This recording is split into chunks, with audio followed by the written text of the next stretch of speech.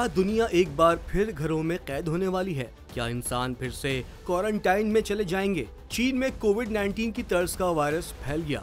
शहरियों में डर की कैफियत। सोशल मीडिया नए वायरस की खबरों से भर गया। चीन की सरकारी मीडिया के मुताबिक कोविड के 5 साल बाद फैलने वाले वायरस का नाम ह्यूमन मेटापेनो वायरस यानी HMPV है। ये वायरस बुनियादी तौर पर खांसी और छींक के दौरान खारिज होने वाली बूंदों के जरिए फैलता है। ये मुतासर अफराद के साथ करीबी राबते या आलूदा माहौल की नुमाइश के जरिए भी फैल सकता है। सरकारी मीडिया की रिपोर्ट्स में कहा गया है कि नए वायरस से मुतासर लोगों में नज़ला और कोरोना जैसी अलामत की शिकायत पाई गई है। हुकूमत पाकिस्तान ने कहा है कि चीन में कोरोना वायरस फैलने के 5 साल बाद इन दोनों को कोविड-19 जैसे ह्यूमन मेटापेनो वायरस यानी HMPV के तेजी से फैलने की खबरों पर नजर रखे हुए है।